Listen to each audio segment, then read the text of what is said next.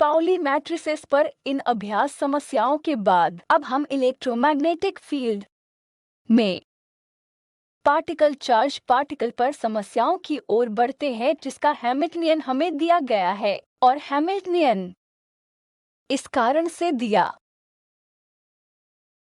गया है, हैमिल्टनियन है। इसलिए हमने देखा है कि एक मुक्त पार्टिकल के लिए हैमिल्टनियन का जनरल प्रतिनिधित्व p²/2m है। और यहाँ हमारे पास एक पार्टिकल है जो इलेक्ट्रोमैग्नेटिक फील्ड में चार्ज होता है और इसका Hamiltonian p e okay plus scalar field phi है। तो जहाँ ए वेक्टर पोटेंशियल है और यह फाई वह अदिश विभव है जो आपको दिया है और p मोमेंटम है। इसलिए अब हमें एक क्वांटम मैकेनिकल लोरेंट्ज़ बल का पता लगाना है जो d²r/dt² के समानुपाती है। इसलिए आप शास्त्रीय रूप से जानते हैं कि लोरेंत्ज़ बल कैसे लिखा जाता है। आपको इसका क्वांटम मैकेनिकल संस्करण प्राप्त करना होगा। तो आइए हम d/dt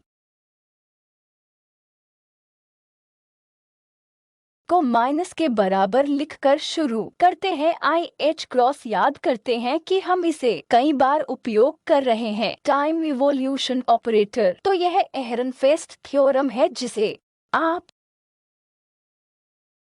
x के लिए लिखने जा रहे हैं, जो कि पोजीशन ऑपरेटर या पोजीशन है जिसका कोई स्पष्ट टाइम डिपेंडेंट नहीं है। तो हमारे पास बस dx/dt बराबर IH माइनस IH/h क्रॉस और हैमिल्टनियन के साथ x का कम्यूटेटर है। इसमें दूसरा पद नहीं होगा क्योंकि x है, स्पष्ट रूप से टाइम पर डिपेंड नहीं है। इसलिए हम यहाँ h को प्रतिस्थापित करके इसका मूल्यांकन कर सकते हैं, यानी आप इसे 3 दिशाओं px, py और pz के टर्म्स में लिख सकते हैं। इसलिए जब मैं इसे लिखती हूँ तो मुझे क्या मिलता है, IH क्रॉस x मेरे पास 2m होगा जिसे मैं बाहर ले जा सकती हूँ, ठीक है। और जब मैं संचालन करती हूँ, जब मैं इस हैमिल्टनियन ऑपरेटर का उपयोग करती हूँ, ठीक है, और इसका मूल्यांकन करने का प्रयास करें, px, py और pz मैं अलग से लिख सकती हूँ। तो मेरे पास px माइनस e1² होगा, ठीक है, प्लस मेरे पास एक py term plus pz term सही होगा। इसलिए मैं केवल इस पद का एक कम्यूटेटर ले सकती हूँ और शेष पद py माइनस e1 यह x है, यह y रहेगा, ठीक है, माफ करें, तो यह एक प्लस होगा। जिस तरह से हम p² ऑपरेटर p² के लिए लिखते हैं, जैसे हमने इसे कैसे लिखा था, हमने इसे px² plus py² plus pz² सही के रूप में लिखा है। तो यहाँ केवल यह शब्द ही योगदान देगा, इसलिए मैं यहाँ यह शब्द लिख रही हूँ और शेष अवधि योगदान नहीं देगी, इसलिए ये कम नहीं होंगे। मेरा मतलब है कि ये शून्य देंगे। वे क्षमा चाहते हैं और यह आपको शून्य परिणाम नहीं देगा, इसलिए मैं केवल इस शब्द को px टर्म ले सकती हूँ और x के साथ e5 का कम्यूटेटर भी शून्य होगा। इसलिए पूरे हैमिल्टनियन में इससे केवल योगदान ही मिलता है। तो आइए हम इस पद को छोड़ दें। -i/2m कम्यूटेटर हम जानते हैं कि xp² 2px था। तो इसी तरह i के पास ah cross IH cross times होगा। मेरे पास 2 p x minus c ax होगा जो r और t का एक फंक्शन है, जो कि x, y, z और t का एक फंक्शन है, ठीक है। तो यह वही है जो मेरे पास अंत में है। dx/dt कुछ भी नहीं होगा लेकिन px minus ax r, t होगा। यहाँ i के पास होगा, i के पास इसका एक फैक्टर होगा, बस यह 1 होगा, यह 2 होगा, तो 1 द्वारा m, ठीक है। तो अगला चरण v dv/dt dt की गणना करना होगा। ठीक है, अब हम जानते हैं कि यह v की नमूना परिभाषा है। वेलोसिटी dr बटा dt होगा। तो dr बाई dt मुझे v देगा और यह dr बटा dt अब यह dx के लिए था। ठीक है, तो अगर मैं इसे dr के लिए करती हूँ तो मेरे पास p माइनस ea होगा। सही, तो यह और कुछ नहीं होगा लेकिन वेलोसिटी के लिए अब एक टाइम डिपेंडेंस होगी जिसे मैं इसे p minus T A R comma T के रूप में लिख सकती हूँ। सही है, यह वही है जो मुझे वेलोसिटी के लिए मिलता है। अब आप वेलोसिटी को वेलोसिटी के टर्म्स में जानते हैं, आप हैमिल्टन को फिर से लिख सकते हैं। तो आपका हैमिल्टनियन, हाँ, यह वह स्क्वायर है जिसे मैंने याद किया, क्षमा करें। तो Hamiltonian 1/2 MP minus T A square plus T phi है। तो यह मैं v स्क्वायर के रूप में फिर से लिख सकती हूँ। तो आधा m और एक m स्क्वायर होगा। ठीक है, यहाँ से आ रहा है तो यह बन जाएगा p के टर्म्स में तो m स्क्वायर v स्क्वायर होगा। इसे कई बार बदल दिया जाएगा, इसलिए मैं हैमिल्टनियन ऑपरेटर को आधा m v स्क्वायर प्लस के रूप में फिर से लिख सकती हूँ। यह पद अपरिवर्तित रहेगा, यह भी r और t का एक फंक्शन है जो मैंने यहाँ नहीं लिखा है, लेकिन इसका स्पष्ट रूप से मतलब है कि यह r और t का एक फंक्शन है। यह r और t का एक कार्य है जो स्पेस और टाइम के निर्देशांक को निर्देशित करता है। तो अब dv की गणना करने के लिए तो चलिए इसे x के लिए करते हैं। अब वेलोसिटी टाइम पर डिपेंडेंट है, इसलिए हम इसे माइनस आई एच क्रॉस के रूप में संशोधित करेंगे। तो मेरे पास v x h plus t के संबंध में पार्शियल डिफरेंशिएशन है। तो इसके लिए मेरे पास यही है, आप बस ध्यान से देख सकते हैं। यहाँ आपको कुछ चीजों का मूल्यांकन करना है। तो यह x और v स्क्वायर का v है। इसका मतलब है कि आपको मूल्यांकन करना होगा कि Vx क्या है और Vz क्या है। Vx योगदान नहीं देगा। ठीक है, तो इसे आप v स्क्वायर के रूप में लिख सकते हैं। इसे Vx square plus Vy square plus Vz square के रूप में लिखा जा सकता है। सही है, इसका मतलब है कि आपको Vy स्क्वायर और Vz स्क्वायर का मूल्यांकन करना होगा। तो इसका मतलब है कि आपको इसका मूल्यांकन करना होगा। इसलिए डूइंग बैक इंजीनियरिंग में जाना जो परिणाम प्राप्त करने के लिए नीचे से ऊपर की ओर जा रहा है। आइए हम मूल्यांकन करें कि Vx क्या है। इसलिए Vx आप v को सब्स्टिट्यूट करेंगे जो कि 1/mp(x) है। इसी तरह Vy के लिए तो आपके पास 4 टर्म्स होंगे। तो 4 टर्म्स होंगे। मैं एक को m से लिखती हूँ, स्क्वायर बन जाएगा। मेरे पास p x माइनस e है, इसलिए कोई वेक्टर नहीं होगा।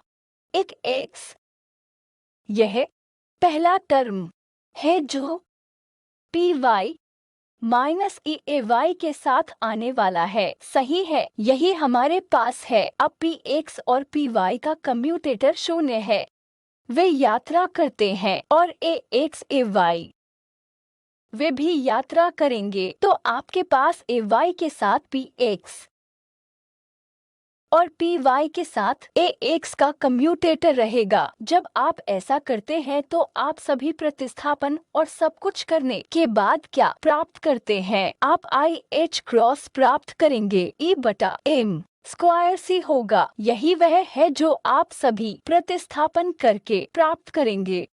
ठीक है, बार आपके पास bz होगा। bz और कुछ नहीं है, मैं bz कैसे लिखूंगा? यह d होगा। तो zx और yx ay माइनस yax करें, यह ऐसा रूप होगा। ठीक है, तो यह bz इसके समानुपाती है। मेरा मतलब है कि हमने प्राप्त कर लिया है। हमने इसे यहाँ से प्राप्त किया है, हमने बी जेड को बी के टर्म्स में लिखा है, ठीक है। तो जब आप इसे हल करते हैं तो आपके पास यही होता है। जब आप इसे हल करते हैं तो आपके पास 4 शब्द होंगे। फिर से मैं दोहरा रही हूँ, केवल क्रॉस टर्म्स ये दोनों योगदान देंगे, यह और यह मुझे पी एक्स देगा। तो यह पी एक्स ए वाई है। यहाँ मेरे पास पी वाई ए एक्स होगा। यह मुझे मैग्नेटिक फील्ड के बी जेड ठीक जेड कंपोनेंट के समानुपाती पद देगा। तो इसी तरह आप लिख सकते हैं कि V X V Y square क्या होगा। V X V Y square सरल है, आप इसे फिर से लिख सकते हैं और संबंध वी एक्स यह एक वी वाई का उपयोग कर सकते हैं। मेरे पास स्क्वायर होगा, मैं यहाँ लिख सकती हूँ V Y plus V X V Y. यह हल करने का मानक तरीका है। तो आई एच क्रॉस ई बटा एम स्क्वायर सी, यह हमारे पास पहले से ही है, ठीक है। यह और कुछ नहीं, ठीक है। मैंने इसे पहले ही लिखा था, क्षमा करें। इसे V Y V X plus के रूप में लिखा जाएगा। वी एक्स का कंप्यूटेटर वी वाई के साथ वी वाई के बाएं कंप्यूटेटर पर वी वाई के साथ दाईं ओर लिखा जाएगा। तो प्रतिस्थापन के बाद आपको बी जेड मिलता है। तो वी वाई बी जेड यह मुझे B Z plus B Z V Y देगा, ठीक है।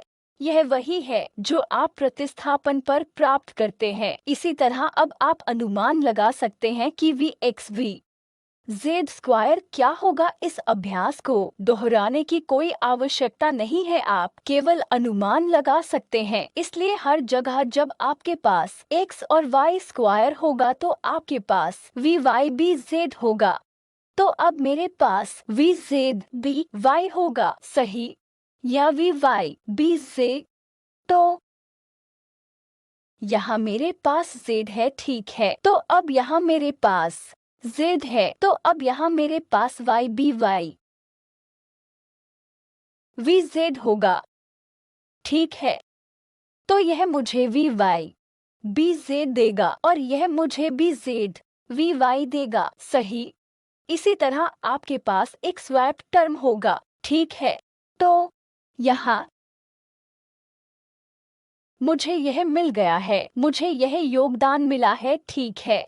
यहाँ माइनस चिन्ह होगा क्योंकि यहाँ आपके पास वी एक्स वी जेड है। इसलिए जब आप ऐसा कर रहे हो तो X Y Y Z Z X चिन्ह से सावधान रहें। तो यहाँ यह एक प्लस चिन्ह के लिए जेड एक्स होना चाहिए, लेकिन मेरे पास एक्स जेड है तो मेरे पास एक माइनस चिन्ह होगा। इसलिए अब आगे जाकर आपको इन दोनों को जोड़ने के लिए वी एक्स वी स्क्वायर प्राप्त करना होगा, ठीक है। जब आप यह जोड़ करते हैं तो आप केवल डी एक्स बटा डी टी प्राप्त करेंगे, लेकिन ई बटा 2m देखें, v cross b x component plus b cross v x component plus e काली बटा m, ठीक है। तो यह हम यहाँ वापस चलते हैं। इसलिए यहाँ हमारे पास यह था कि हमें वी एक्स वी स्क्वायर और वी एक्स वी वर्ग का पता लगाना होगा जो हमारे पास है। हमने चरणों में तोड़ दिया है, जिसमें हम यहाँ V X square plus V Y square plus V Z square प्राप्त करते हैं। हम इन दोनों को जोड़ते हैं तो यहाँ हमारे पास v y b z minus v z b y है। तो यह वी क्रॉस बी टर्म होगा। एक वी क्रॉस बी टर्म मुझे v x term v cross b x और बी क्रॉस वी एक्स देगा। इसलिए हमने इस भाग को हल कर लिया है।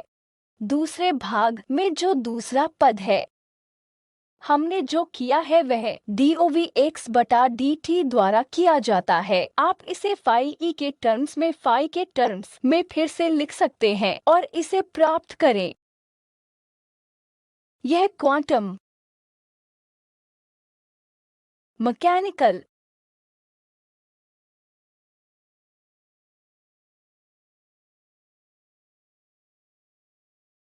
लोरेंत्ज़ बल के अलावा और कुछ नहीं है।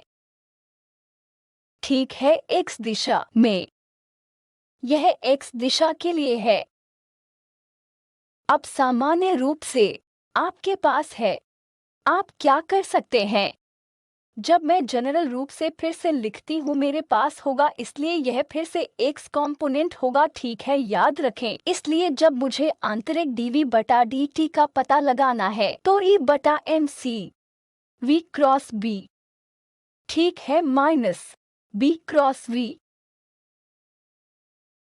यह टर्म है प्लस e बाई m। तो यह क्वांटम मैकेनिकल लॉरेंत्ज़ बल के अलावा और कुछ नहीं है, जो इस dv बटा dt के समानुपाती है। आप इसे फिर से लिख सकते हैं, यह कुछ नहीं बल्कि d स्क्वायर r बटा dt स्क्वायर है जो प्रश्न में पूछा गया है।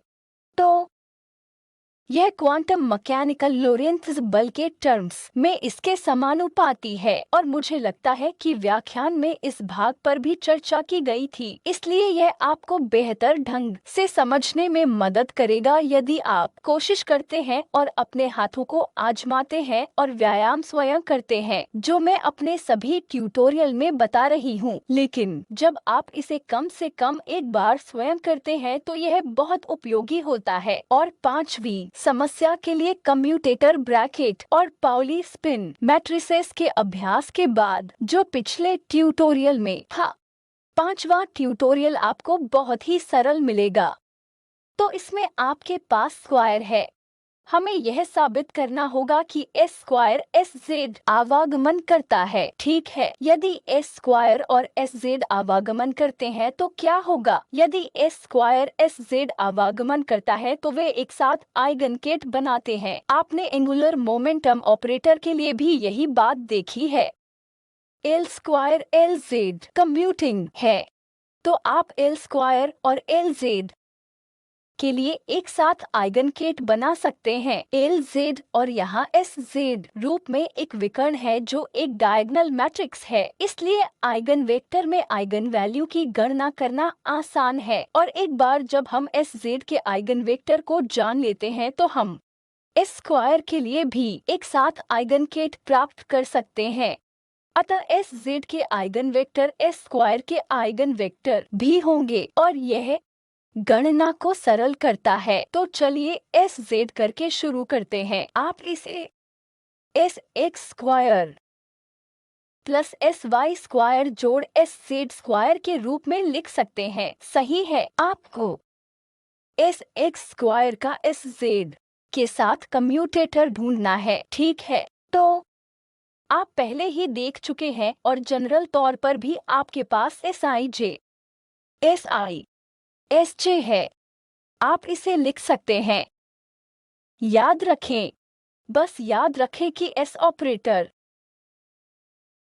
स्पिन ऑपरेटर को पाउली मैट्रिसेस के टर्म्स में लिखा जा सकता है, जिसकी हमने पहले ही चर्चा की है या आपने कक्षा में कम से कम एक बार देखा होगा। इसलिए पाउली मैट्रिसेस के टर्म्स में आप जानते हैं कि सिग्मा i सिग्मा j का कम्यूटेटर क्या है, जिसकी हमने पिछला टाइम चर्चा की थी। तो यह h क्रॉस स्क्वायर बटा 4 सही सिग्मा i सिग्मा j होगा। और सिग्मा i सिग्मा j क्या है? अगर मैं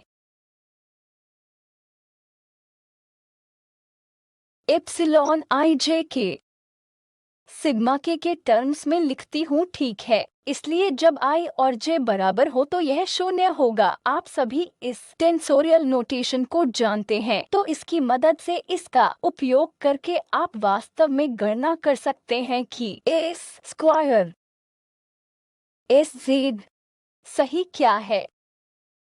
S square SZ sigma x square sigma Z होगा, जो मुझे वह देगा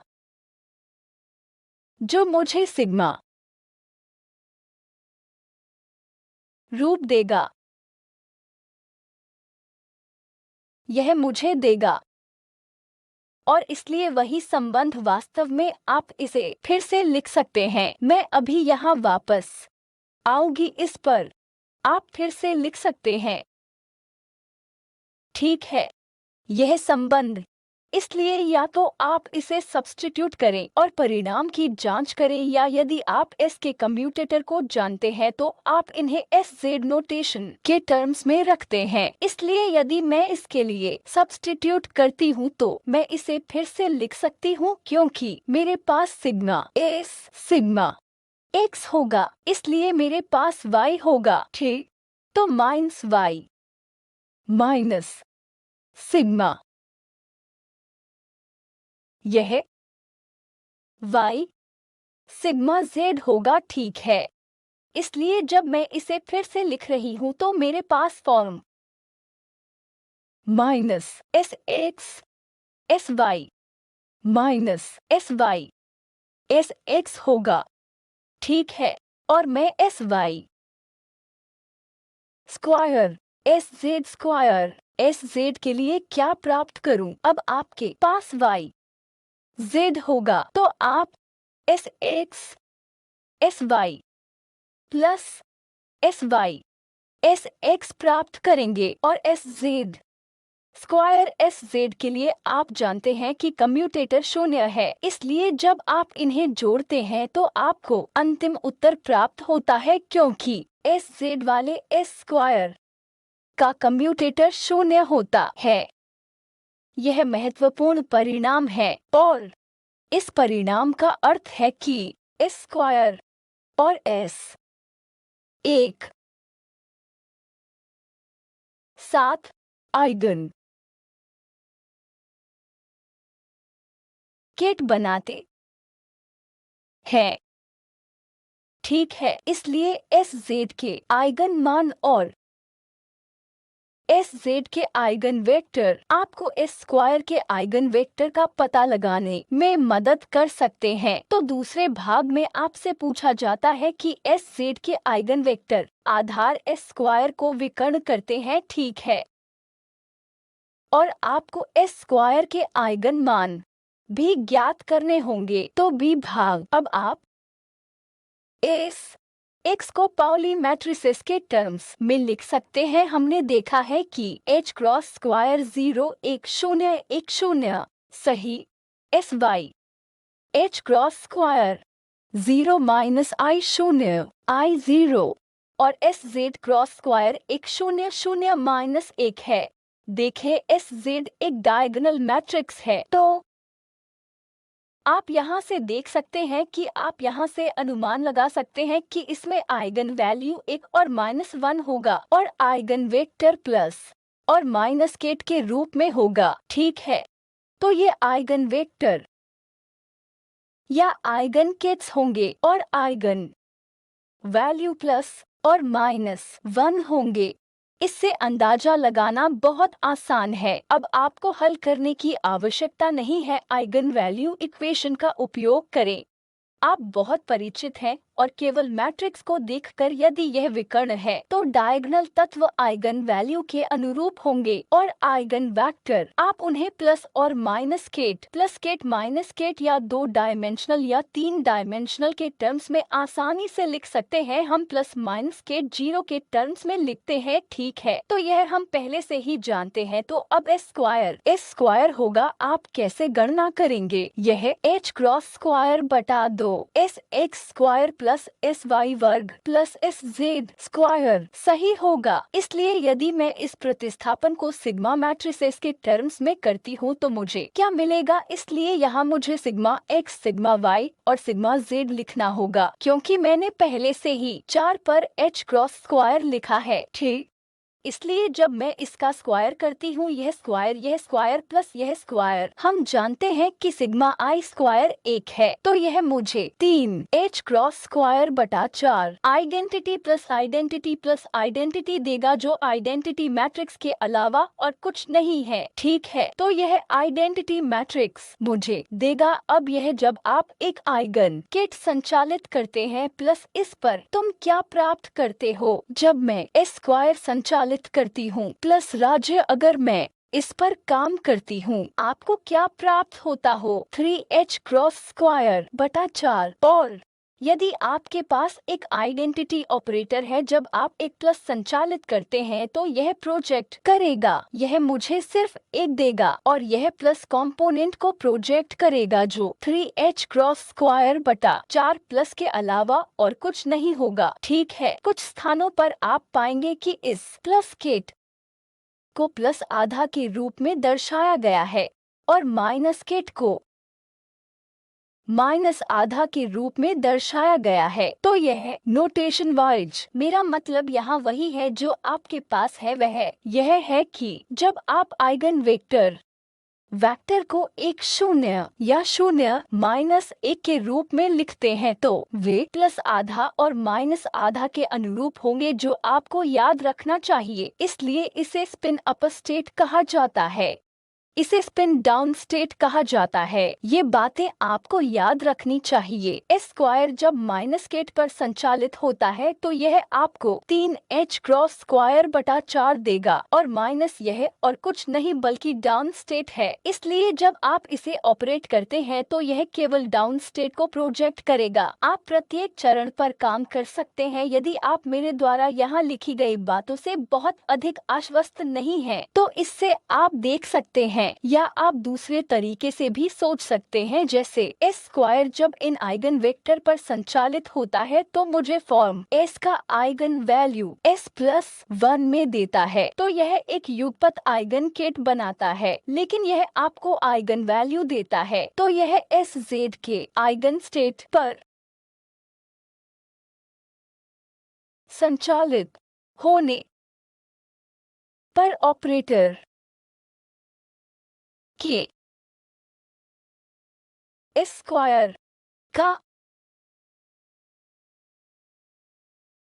आइगन वैल्यू होगा। आइगन स्टेट जिनका हमने आपके प्लस अप और डाउन स्टेट से अनुमान लगाया है। इसलिए जब आप s को आधे के रूप में सब्स्टिट्यूट करते हैं, आपको क्या प्राप्त होता है? आपको आइगन वैल्यू मिलता है, माफ करें, s से s+1 h क्रॉस स्क्वायर वास्तव में h क्रॉस, ठीक है, s का स्क्वायर रूट h में है। इसलिए जब आप स्क्वायर करते हैं तो आपके पास s गुणा s प्लस एक h क्रॉस स्क्वायर होगा। इसलिए s स्क्वायर का आइगन वैल्यू s के अनुरूप होगा आधा आधा प्लस आधा, इसलिए यह 3 गुणा 4 h क्रॉस स्क्वायर होगा। यह आपको याद है कि यह वही परिणाम है जो हमें कक्षीय एंगुलर मोमेंटम के लिए मिला था, जो कि l गुणा l plus 1 h cross l का स्क्वायर रूट l प्लस एक h क्रॉस l के लिए था। तो l स्क्वायर यह इस स्क्वायर का स्क्वायर था। ठीक है, तो इसी के साथ हम यही समाप्त कर सकते हैं। और भी समस्याएं होंगी जिस पर आप बाद के ट्यूटोरियल में चर्चा करेंगे, लेकिन मुझे आशा है कि आपको प्रत्येक समस्या पर अपना हाथ आजमाना चाहिए ताकि आप सत्रीय कार्यों को आसानी से कर सकें। सत्रीय कार्य की समस्याएं वस्तुनिष्ठ होंगी हो सकता है, लेकिन वे आपको दें सत्रीय कार्य को समझने और अपनी सभी समस्याओं को ठीक करने का एक बेहतर मौका होगा यदि आप ट्यूटोरियल और व्याख्यान के साथ साथ चल रहे हैं।